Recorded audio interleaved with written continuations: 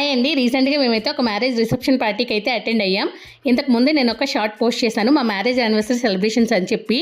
అందులో కూడా చెప్పాను ముందు రోజు నైట్ రిసెప్షన్కి వెళ్ళొచ్చిన తర్వాత మిడ్ నైట్లో 12కి కేక్ కట్ చేసుకుని సెలబ్రేట్ చేసుకున్నామని చెప్పి. ఆ రిసెప్షన్కి వెళ్ళినప్పుడు తీసిన వీడియోనే ఇది. ఇంతకీ రిసెప్షన్ ఎవరిదంటే మా అపార్ట్మెంట్లో ఉండే ఫ్రెండ్కి క్లోజ్ రిలేటివ్స్ది. కంపల్సరీ రావాలి అంటే మేము కూడా అటెండ్ అయ్యి వచ్చాం. ఫంక్షన్ హాల్కి మాకు దూరం మరీ ఎక్కువ కాకపోయినా కూడా ఈ బెంగళూరు ట్రాఫిక్కి మాకైతే అక్కడికి రీచ్ అయ్యేటప్పటికి చాలా టైమే పట్టింది.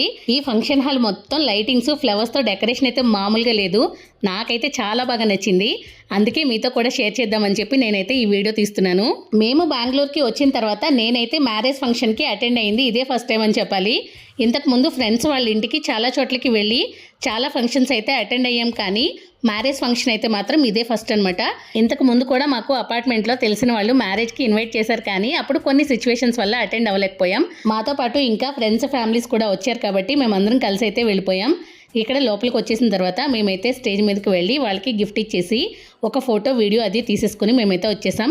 నాకు ఇక్కడ ఫ్లవర్ డెకరేషన్ అయితే మాత్రం చాలా చాలా బాగా నచ్చేసింది. మేము రావడానికి కొంచెం లేట్ అయిపోయింది కాబట్టి మేము ఇక్కడ నుంచి అయితే డిన్నర్కి వెళ్ళిపోతున్నాం.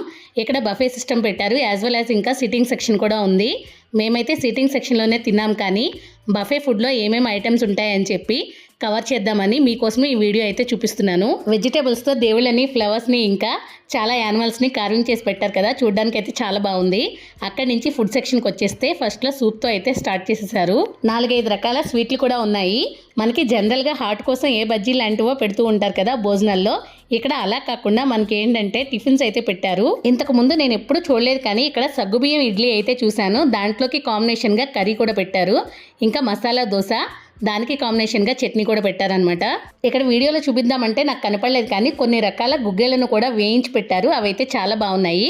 దాంతో పాటుగా చపాతీ, దాంట్లోకి పన్నీర్ కుర్మా, ఇంకా తట్టె ఇడ్లీ కూడా ఉంది. నాకు ఇంకాస్త డిఫరెంట్గా అనిపించిన ఐటెం ఏంటంటే పనసకాయ ఫ్రై. మనకి జనరల్గా పనసకాయతో బిర్యానీ లాంటివి చేస్తూ ఉంటారు, కానీ ఇలా ఫ్రై లాంటివి నేనైతే ఇంతకు ముందు ఎప్పుడు చూడలేదు.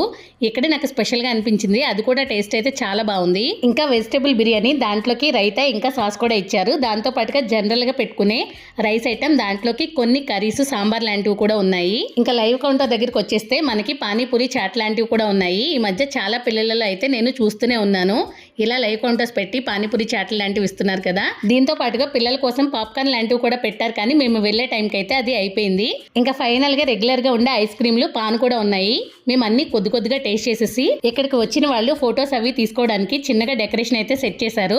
అక్కడికి వెళ్ళి ఫొటోస్ అవి తీసేసుకున్న తర్వాత బయటకు వచ్చేసాం. ఇలా అయితే రిసెప్షన్ని ఎంజాయ్ చేసేసాం.